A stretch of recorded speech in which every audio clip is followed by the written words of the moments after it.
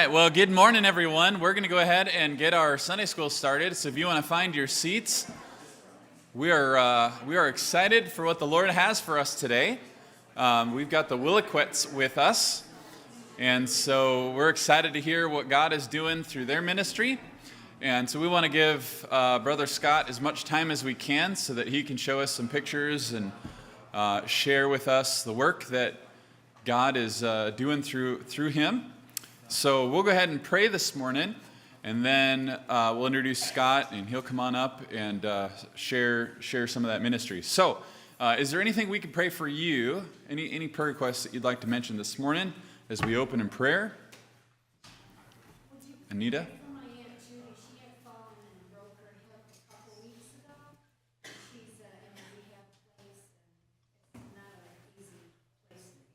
Okay, Anita's Aunt Judy.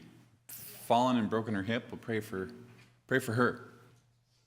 I will be traveling back to Iowa Monday morning, bright and early, for my second week of classes. So if you pray for me as I travel, we'd appreciate that. Pray for my mom. She has to go to the dentist tomorrow, and she said that she has to have like some major dental work done. So whatever they do, just pray that it'll go smoothly. All right. Pray for Rhonda's mom. Anything else? All right. Let's pray. Father, thank you for the opportunity to gather together this morning. What a wonderful opportunity we have. Thank you for this beautiful building to assemble together as a church family. Thank you for the freedoms we have to study your word, the freedoms we have to worship you. Thank you for all of the creature comforts that we enjoy. Lord, you are a good God, and you provide for our needs. You sustain us, and we acknowledge all things that come from your hand, and we are thankful. Thank you that Brother Scott and his wife can be with us this morning to share with us the ministry of enriching pastors all over the world, and we look forward to hearing how that ministry has gone and how you've used them in the lives of other believers all over the world. We pray your blessing on the Sunday school hour and our time of worship to follow, and even tonight as we come back for our family service and are challenged in our thinking on worship. Lord, just use your word in our hearts today to draw us closer to you, to enliven our affections for Christ, and to inspire and encourage us to faithfulness. Pray for those that were mentioned this morning, for Aunt Judy, who is recovering from a broken hip. Help her, she's in rehab, and the doctors give wisdom, give Anita grace and courage and wisdom and strength to be a blessing to her aunt during this time. And for Marge, as she goes in to get some dentist work done tomorrow, pray for that. And just as I travel back to Iowa for the week for classes, pray for safety and for everyone here, that they would have a good, faithful, productive, and fruitful week. So we ask your blessing on this time in Jesus' name. Amen. All right. We are going to give the rest of our Sunday school time over to Brother Scott Williquette, and he is going to come up. I'll let him introduce himself and his wife, but he is serving the Lord faithfully through his PEP ministry, Pastoral Enrichment Program, and I'll let him talk more about that. I know he's got a lot of pictures to show, so looking forward to seeing the gospel go forth to the ends of the earth through our very own missionary. We support him. Hopefully you know that, and you're familiar with his work. We work really hard to make sure you get all of his prayer letters and communications so that you can pray wisely for him. So Scott, come on up and share with us what the Lord is doing.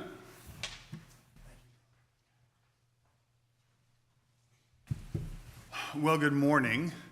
I want to start off by simply saying thank you for supporting us. We appreciate the confidence that you have in us.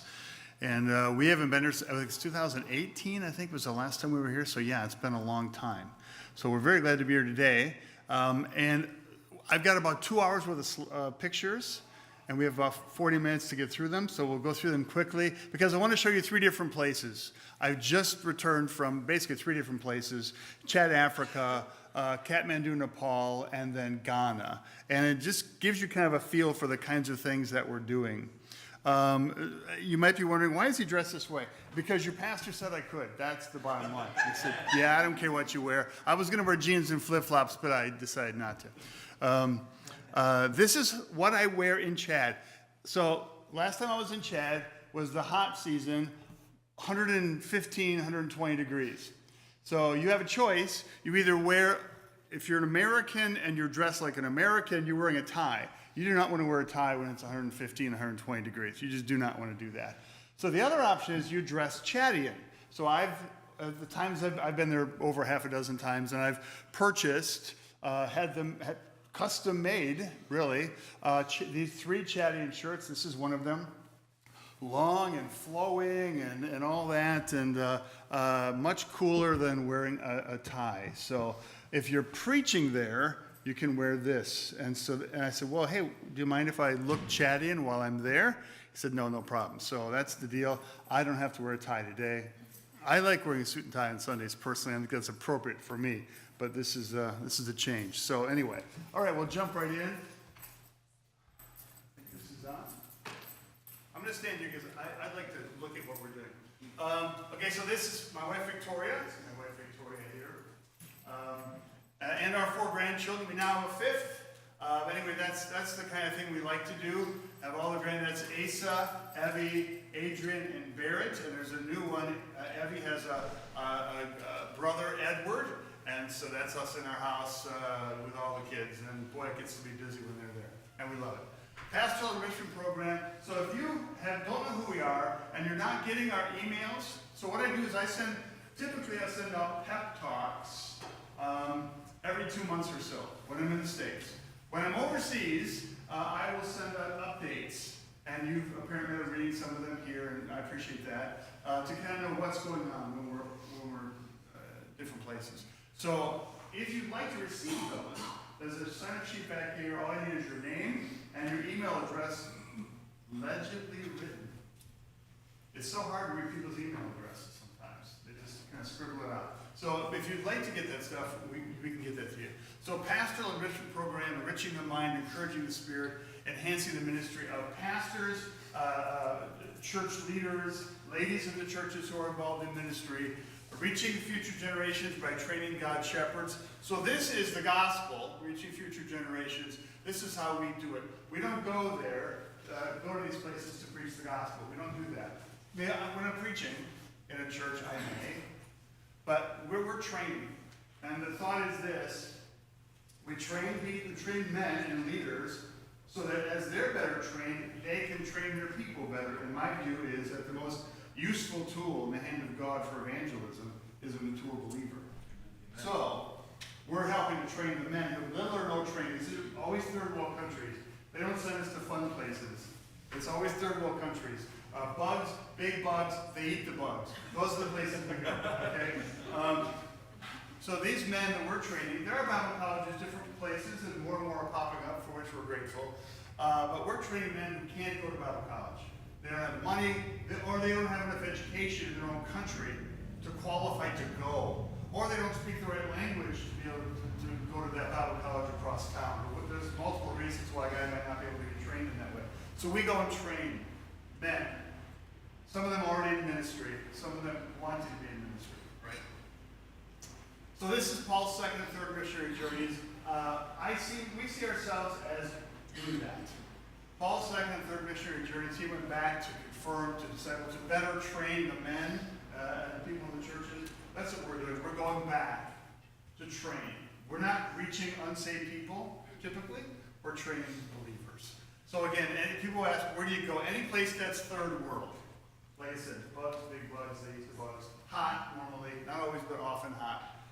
So I'm going to give you 3 different trips. This is Chad in October of 23.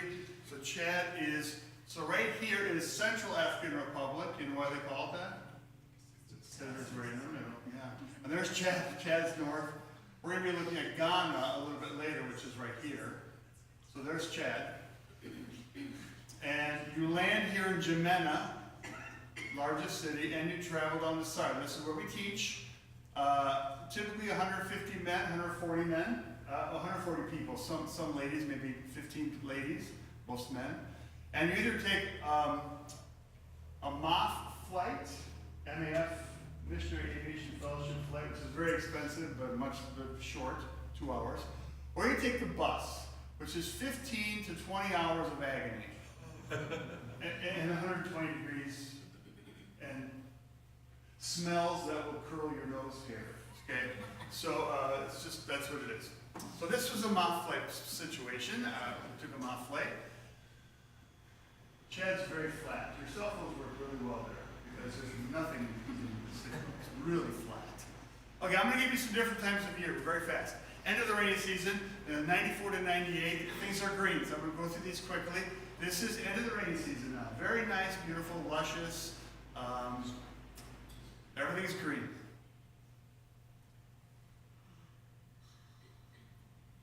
A lot of people were ministry to live in mud huts, thatched roofs. I love this picture because the juxtaposition between this structure and a modern motorcycle, I just think it's funny. It's interesting to me.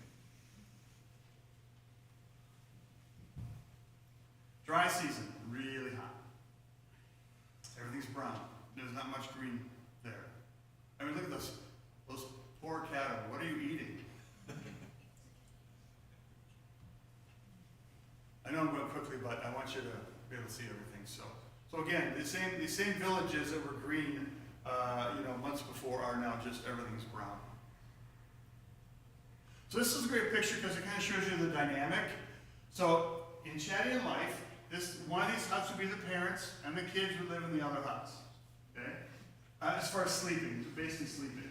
Unless it gets super hot, then they sleep outside because it's just deadly inside. The living room is right here. And you'll see dirt. And I asked one time, I was at a church, and they had a church compound, I'll just call it that, because it's so large. Dirt, everything's dirt. And I said, well, what's the deal here? Do you guys have grass in Africa? Yeah, they do. They tear it up. Because every snake is venomous. There was a study done. That's always been the statement by Africans. Every snake here is venomous and will kill you. Someone from Great Britain did an academic study. All but 2 snakes in Africa are venomous. So yes, you see a snake, you watch a Chadian go into action when they see a snake. I mean, they grab a stick and rocks and they kill because they know how deadly they are. The other thing is the insects. Same thing, scorpions. I was one time in a missionary's house and there was a black centipede about that long, really kind of pretty, black. He's going along and I said, hey, look at this. And I had sandals on, no socks. I said, I'm kicking it. Look at this, it's pretty cool. And there was a bunch of missionaries in the room. One missionary lady saw it. She went ballistic. She tore off her shoe and just it was like Superman. Beating this thing, and it's like centipede every direction now. And I said, okay, what have I gotten into? Every leg on the centipede, that centipede is venomous. And I'm stupid American, I'm kicking it around my feet. So anyway, they tear up the grass because they'd rather have their kids playing in dirt or in the rainy season, mud, than in grass because there's danger in every blade of grass. Okay. My wife wanted me to take any pictures I could. I did see a camel the first time I went. I got pretty close to him. His name was George. It was nice. Good conversation. This was one of the rivers, and I got a picture of a guy fishing and hippos. Don't get near those guys. They're dangerous. If they charge you, you're dead. Okay, preaching on Sundays in the churches, it's just one of many trips and many preaching situations. This is the outside of a typical building you're going to find in the SAR area. Your chairs are very comfy. These are not, okay? Often it'll just be wooden benches, often with no backs, and this, of course, no backs. So you sit in that for long, and it's not comfy. This was a service, that particular church. This was an offering. Someone for the offering gave a bag of peanuts, and some other peanuts. That was their offering that Sunday. I've never been given an honorarium in my life in a third world country. This church gave me an honorarium. At the end of the day, I'm leaving, and the pastor comes up and hands me a live chicken. Thanks a lot for preaching. I just said, I don't think it'll fit in my luggage. I don't know how I'm gonna get this back to America. So we did take it. The missionary wife I was staying with, it was eaten, it was consumed. So anyway, a live chicken. So if you ever can't pay your pastor, just do it in livestock and see how that works. This is another church service. Typically it's men on one side, ladies on the other. This is afterwards, just a meal. They'll often try and feed you if they have the wherewithal. And there's another one of my Chadian shirts. Think about these Chadian shirts, they really stick out in the crowd. So here's my translator, Gideon. He's great. We have a great time. We've now become pretty good friends. He's dressed American and I'm dressed Chadian. And sometimes it'll be that way where I'm the only guy in the room dressed like a Chadian because they dress up for church. Like we do. There's the latrine. I'm not going to show you the inside, but you get the picture. Christian school, just to show you quickly the Christian school. This is a property where we're teaching every Sunday or every day of the week, and they have a Christian school. And it's very different from what we're used to here. Uniforms, we love it when our kids were in school with their uniforms. A lot less arguing as far as what they wear. Okay, student life. So these are our students during the week. So we're there for 2 weeks teaching. Typically a group of 130, 140. Right now it's becoming less because we're on our third round. We teach 3 years at a time. Go through 12 courses. The first group graduated, the second group graduated, now we're on a third group, and it's diminishing as far as the number. Now I think it's like 80 to 85. Guys getting some water. This is manioc root. You make a ball of, it's almost like dough, and they eat that. This is the dough. So this is a typical meal, a hunk of manioc, they call it boule, which is French for bowl, ball. So it's a ball of this stuff and some vegetable kind of gravy, I suppose. Bunch of guys just sitting there. Look at the way they're sitting. And I couldn't do that for very long. Just like that. My legs would be screaming. That's how they do it. So at nighttime they're sleeping in the church building or they're sleeping outside. Mosquito net if they can afford it. This guy had one. So concrete. Look right here, you can see the words Sealy Posturepedic right there. No, they're just on mats or rugs. Okay, this is the latrine for this church, and for me, they constructed an American toilet. See that? Otherwise, it's a squat toilet. Squat toilets are not fun. I just say it that way. They're not fun. But they did something nice for me. I thought you'd want to see that. Okay, I was teaching expository preaching this particular time to 124 students. So here's how we do this expository preaching. I teach for a week on expository preaching, and then the second week, the morning, I'm continuing the notes. I try and get like 80 pages of notes done the first week. The second week, we finish up the last 20 pages of notes during the first part of the day, and the second part of the day, the last half of the day, like 3 hours. We break them up into small groups, and they work on sermons. They can't just book learning. This is not going to go. They've got to begin to establish habits. Okay. So here's me teaching 124 students at a particular time. We hand them out my notes in their language, which in this case is French, because it's a French colony. Chad was. So they have their Bibles and our notes in their language. And we're okay with some younger students, it's fine. These notes right here is the process. And here's the process. So from 2 to 5 each day, the second week, we're doing this practicum where they're learning and they're doing. Okay, so here's the interpretive process boiled down very quickly. The background of the passage, key terms, the author's flow of thought, the passage's main idea and theme, the exegetical outline that flows from the text, and then the sermonic outline going from that to this. Okay, so we're teaching that, and the second week they're hopefully doing this, all right? And so they gather in groups of 4 or 5, and I've assigned it one text to the whole group, and they're all working through that particular text in groups of 4 or 5. These are the ladies. We had about a dozen ladies there. They were doing the same thing because we want ladies. We call this class expository preaching and teaching because the ladies are allowed to be there. They know they're not going to be pastors. We're not encouraging that. We're trying to help that. But we need ladies who know the Word of God well, who can teach other ladies well and teach children well. So it's not just that all the men get all the training. No, no, no. All of our classes, men and women both. So here are the guys just working in groups. Really fun to watch these guys arguing, talking, trying to figure out the text that they're in. And we do different genres. So it'll be some poetic, a poetic passage, a narrative passage, an epistle, that kind of thing, so that they're trying to struggle with all of those kinds of texts. Here's a guy at the end. We gather these groups of 4 or 5 into larger groups, and one guy from each group of 4 or 5 is preaching for like 10 minutes, because that's all we can give them. So here's the preaching time. And it's gratifying at the end of the week. I don't speak French, but we have guys who do. It's gratifying at the end of the week to hear, you know, as I'm going from group to group, I'm hearing basically the same sermons. Good. They should. We should be hearing basically the same sermons, right? Because it's one text.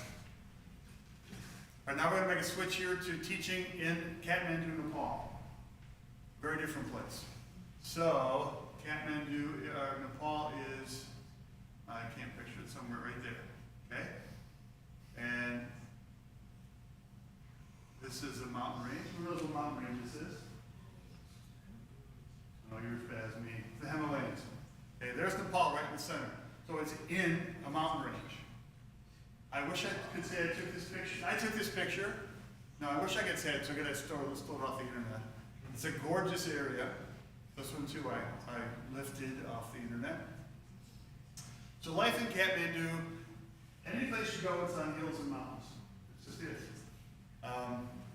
So I'm on top of a roof here. The building that the church has, they're renting, it's a small building, but it's straight up. So there are like 4 floors. And the top is where they have their fellowship. So I'm at the top on the roof, all right? And one level is like classroom space. Another level, the pastor and his family live on that level. Another level, is the auditorium, okay? So I'm on the roof just looking different directions, taking pictures of Kathmandu. I took this on one of these cars, and you'll see mountains everywhere. And you'll note here, I took this. So here's Kathmandu. There's another city there, another valley, there's another city and villages over there. This is how it is. Every valley is another city or town or village. Oh, let's skip a couple. Okay. It's just life. And you get these pictures because I was in the back of a motorcycle. It's really interesting. You'll see a picture later. All the people are this tall. And they weigh like 90 pounds. I'm this tall and I weigh a little bit more. So I'm driven everywhere to church and to teach, and it's always some little pastor, this little motorcycle, and he's on the front and I'm on the back. And I'm picturing us going through the town on a wheelie, because all the lights on the back. I know what's going to happen. You know? And the intersection, there's no stop signs, yield signs, no lights. It's literally every man for himself. There's one particular intersection where it's a bunch of roads coming, and there's a center, kind of a monument, and every once in a while, on a really busy day, there'll be a policeman, doing this, risking his life to do this. Otherwise, there's no one doing that, and there's no signage. So it is every man for himself. And on the back of the motorcycle, the vehicles on the side of me, the cars and the bikes, and the other motorcycles, they're like a credit card thickness away from your legs, And you can't be Christian when you're driving. It's not like, please go. You can't do that. If you do that, you're never going to move in your life. You're going to live there. Everyone's got to be aggressive, and everyone is. Because if you want to go anywhere, you have to, you push yourself through. It's really amazing.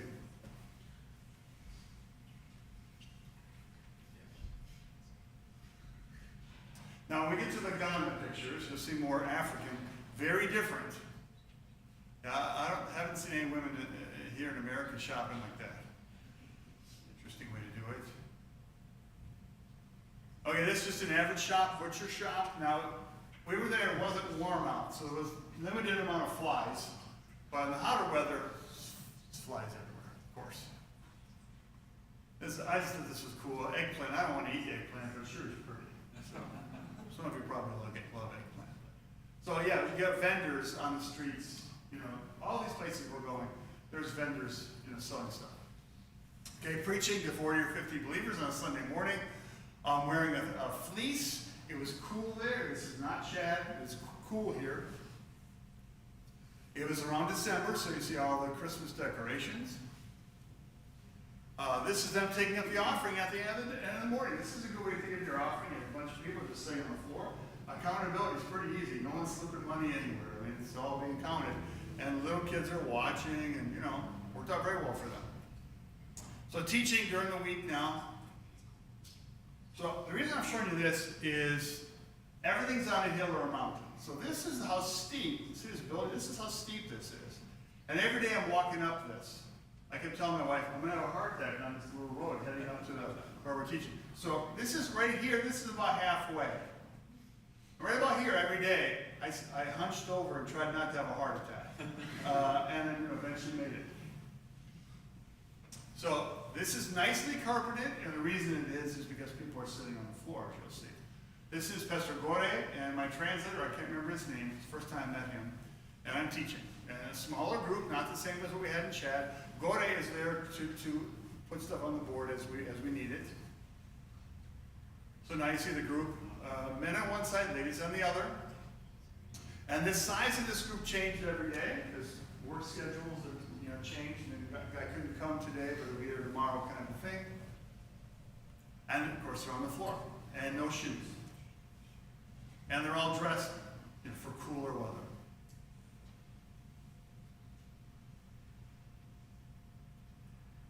Again, they have our notes right in front of them in their language.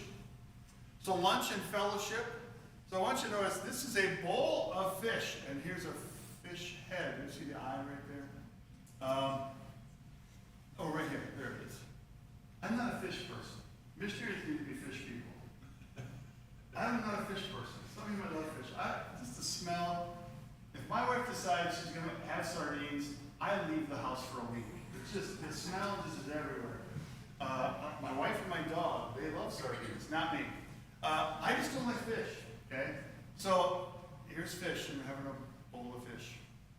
So this is ladies preparing, very kindly preparing, and here's the food. So this is sort of a meat. This is just greens chopped up. This is dal. Dal is lentil soup base kind of a sauce, okay? And I don't mind lentils at all. This is some more meat. And then this is rice, a big thing of rice. Every day I would just grab a bunch of rice on the plate, put dal on top and some veggies, and I was good. I don't need to eat fish heads. I don't need to eat something that's looking back at me. I'm good with that. So every day. Well, like the second day that one of the pastors notices it and says, you eat more food, what are you doing? Eat more food. This is great, I'm wonderful, this is perfect. The next day, for lunch, he has a small pizza delivered. Now, I don't know how much money that cost him, but it wasn't nothing. It cost him something. And pizza in every other country in the world is awful. At least third world countries. It's awful. One time in Chad, I had ordered a veggie pizza on half. We don't want half for a big group. Veg on half. They took a can of veg-all. Peas, beans, corn. Poured it on top. That was your veggie pizza. It was awful. I was praying for the rapture and everybody. So anyway, they're so kind to me that they bring me pizza. Because he thinks I don't like the food. I'm good with the food. Just let me eat the parts of it I want. But they're very kind. So here you see people eating, and they're all bundled up because it's freezing. It's not freezing. It's freezing for them. It's not freezing for me and you. I mean, look at this. There's just two of this on the roof. And here's me, I have a little fleece on, unzipped halfway. I'm not cool, I'm just a little cool. And it's just how it is. Okay, so here's the group, and again, remember I mentioned how small, short they are? There's me, and there's Ken Lovell, another pep guy, and everyone is really short, which is why I wondered about the words like okay? This was a great meeting. We met afterward with pastors. This is Pastor Aron, Pastor Hari, Pastor Gore, and I don't remember his name. All these guys have good, solid, like MDST gems from good seminaries like in India and so forth. So there were some guys sprinkled in our group who had some education. And we mapped out a plan that night, Friday night, at an Italian restaurant to me come back and the Pep guys come back and do master classes training these kinds of guys. They're like 8 guys who have good degrees. Train them so that they can go, remember I showed you Kathmandu? And then you go all these villages and towns and the next valley and the next valley. I can't get to that next valley. I can get to Kathmandu, but all the rest of it's going to be really challenging for me. But they can. So we take and do master classes and train these well-educated men, give them the PEP material, and they go into the next valley and the next town and so forth, and they train. So that's the plan. Now we just got word there's been a change in government, and the government has cracked down and said no foreigners coming in to do conferences and training. So you can pray for that, Nepal. We have a plan already figured out, but now the government has, mixed this. So we're hoping that that will change. Okay, so, that's Evie. She's so adorable. We were in Meyer and decided to look at hats. So I wanted you to see that. Okay, this is teaching in Ghana. This is January and February 24. So Ghana is right there. Okay, Chad's, where's Chad? There, and Ghana's here.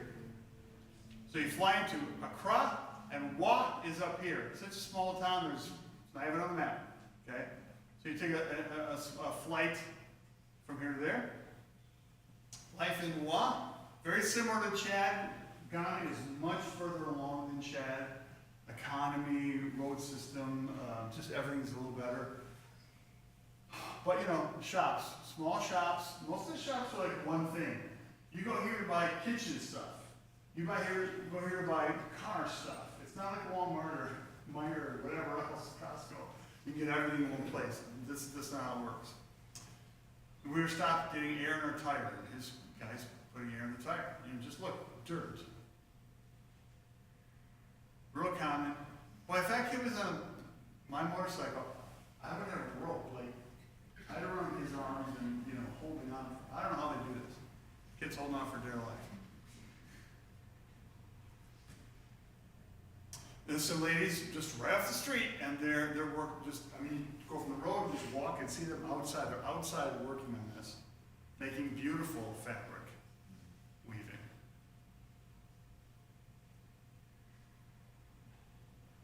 That's actually the church we're going to be teaching in.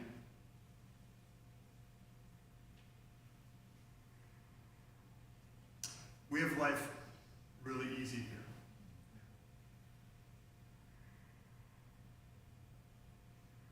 Going back here, this kid's shirt, he has no idea what that says. I heard a story of a girl getting up into church to give a testimony of how she had just come to know Christ. And one of the missionaries told me she was wearing a shirt that says, "I love Satan." She had no idea. No one has any idea. No one looking at her goes, "You see what she's wearing?" Because they get stuff from the States and it's either given or whatever, or very cheap, and that, they're just thankful to have a shirt. They don't care what it says. Not like here where we have to have designer stuff. I love that kind of thing. It's so funny to me. Yams. They grow yams there. If you're a yam fan. Teaching pastors and church planters. This is just men. That's the church building we're in. It's hot, but not as hot as Chad was recently. So this is what I often wear. Pants like this, these kinds of shoes, like hiking shoes, and water wicking, like if you're going camping. That's what I wear every place but like Nepal. But any place African, I'm wearing the coolest possible stuff I can buy. Again, they have our notes. Some of these guys speak English well because Ghana was an English British colony, so there are notes we have in English for those guys. Other guys speak more of a tribal language, so there are notes for them in their language. This is Matthew Yana. He's the guy leading it. Really a sharp guy. Pretty well educated. Very sharp guy. Another translator. I want to try and leave room for questions here.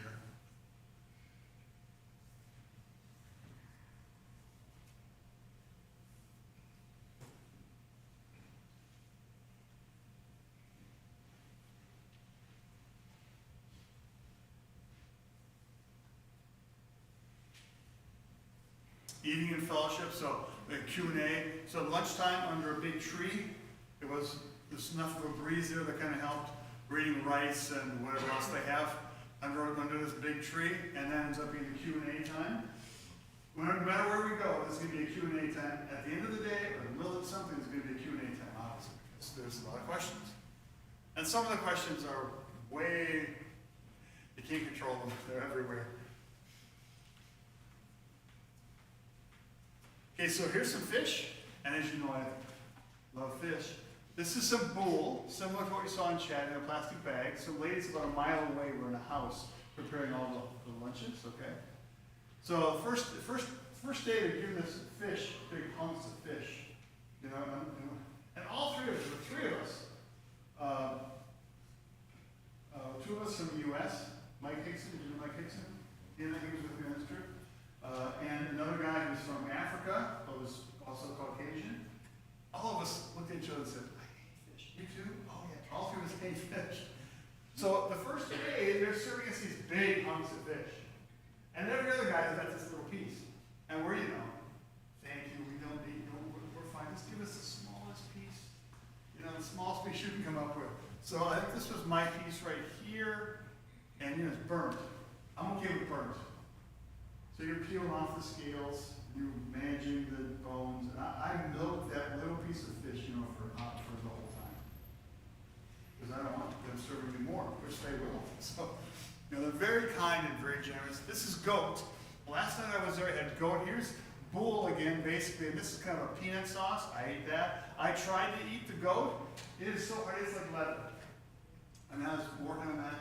I had the same problem in Chad one time, eating a piece of chicken. I couldn't get my teeth. I got these wimpy American teeth. I could not pierce the meat. So you just give it to a translator. Don't.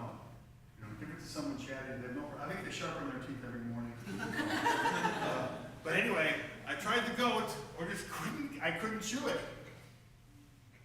Okay, so that's the group we taught. Mike Hickson is there, and I'm there. And those are the men. This is Matthew Yana. It's a very traditional garment his wife made for me and for Mike Hickson as well. And you just see by my face how hot it is. I mean, it's just sweaty and hot. Matthew's a very sharp guy, good education. He graduated from the Bible College there in Wa. There's a BMM, Baptist Missions Bible College in Wa.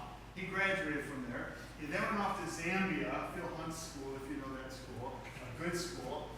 Got a master's degree there. And now he's back teaching in the college, and the college reaches most guys who want to become pastors. But there are men, yet in order to get into college, you have to speak English well. It's an English school. There are a lot of guys who don't speak English well, not well enough to get in, they can't test in. They're from villages here, hither and yon, and just English is not good. So Matthew is taking it upon himself. He teaches at the college, and he's now formulating this where he's gathering guys who want training and can't get into the college. They're bringing us in to provide training. And that's how that's working. All right, pray for additional financial support and ministry partners. We've had people retiring and dropping us. We've had churches closing and dropping us. We've had some other financial struggles in that regard. So just pray about that, the need for more support. And maybe we need to go back on the road and get more ministry partners. We'll just see how the Lord works. Pray for both of us when I'm overseas. Victoria's alone. And pray for additional PEP team members. We have 4 team members, 4 couples. One just retired, now we're 3. Another is in the process of retiring, and now it's 2 of us, full-time members. And the other guy goes only to like South America. His body won't handle going that far, going further away, and like Africa's too far away. Even Asia's too far. So he's gonna stay in South America. So I've got Africa and Asia and so forth. So we just need more full-time. And it's hard to find this. We need guys with practical ministry, pastoral, or missionary experience, number one, and some advanced degrees, at least an MA, but really an MDiv is most necessary. And furthermore is even better. We have missionaries coming off the field because, family is sick or there's some need at home and they leave the field, they're in their 50s, and that's perfect. But a guy doesn't have enough education, he has a Bible college education. We need more. So please be praying for God to provide equipped men who can join our team. All right, Q&A, questions? Thoughts, questions, neither remarks? So, I was just thinking, they mostly learn in grade school type situations that they're able to read. Yeah. In some of these countries, it's like, once you leave like grade school, you have to test in to go into like middle school, and then you have to test in to get to high school level. And not everyone can make those tests, can accomplish that. And some of the people we're training have like third or fourth grade level in their own country. Their economic situation is such or was such when they were children that they couldn't get any more. So it doesn't mean that God would not have gifted them for ministry. So our job then is to, but they all can read. Where we go, everyone has a Bible. And they can read. So we do our best with those situations. And we don't, because there's so many we're training at one time, often, it's hard to, like, I don't know from person to person who's in what situation. But we do our best to provide the training. All right. Wouldn't you say their education is different to the point where they're not taught critical thinking, that kind of thing? Yeah, they're really taught, most of these places, they're taught rote memory. That's how they learn, just memorizing. So logic is not, they never develop the ability to think through. This is this, So to teach them to work through a text of scripture, for instance, and follow the flow of logic in that text, that's very foreign to them. Hermeneutics, homiletics, those are very foreign. Systematic theology, where you take passages that talk about the Father being God, and the Son being God, and the Spirit being God, but there's no one verse that says there is a triune Godhead consisting of these three persons. Talk about the Trinity, you're talking about theologically adding up texts. That's not something that they are naturally good at or have been trained to do. So there are real challenges there. Yes? Is the food cold? Because I notice everybody's eating with their hands. No? The food's usually warm? It depends. Yeah, you're eating with your hands, typically. You are. Just how it works. Yeah. In most places, I'll say that. Now, they'll sometimes hand me a fork, because I'm an American. Yes. For the men or women that are coming, so they're having to stop their daily lives, that they have jobs or other responsibilities to come to these trainings. Yep. I presume that this is consecutive days, not just like a Saturday or a long period of time. Right. or something. It's at least a week, and if we work this out with the leaders. When you want us to come, what time of year works best for your guys? Oh, we got a community of farmers. There are certain times of the year we can't go. They're in the field. There are certain times that it's a little bit of a downtime. They can take a week off here, or 2 weeks off. So we arrange this all with the leaders. The leaders dictate. We don't tell them what to do. We don't dictate. They know their lives and situations. So yeah, but even then, there are times when, well, this guy couldn't get off work today. He was here yesterday. He'll be here tomorrow. But he couldn't. So a guy might come for a training, a week of training, get 2 days of it, which is certainly not ideal. But you do what you can with what you have. It's remarkable though, thinking from the American perspective. You just don't find people that are willing to take time off typically from life to work to step Yeah, out to and work. leaving your family for a week or two. Yeah. Sometimes jumping on a motorcycle, driving 12 hours on a terrible road to get there. And the expense of that, this is extra money they don't have. It's not like here. You will open your wallet or purse purse, I'll bet there's money there. Well, I hope there's money for somebody. You open their wallet or purse, there's nothing there. And so it's a sacrifice in many ways for them to attend. That's why we do what we can to make it as financially doable as we possibly can. Oh, if there's somebody else in the picture. Oh, yeah, great stuff. Any others? Okay, we'll be here all day, so please approach us with any questions you have, and we'd love to chat with you, so. All right. Hopefully that was helpful for you and encouraging.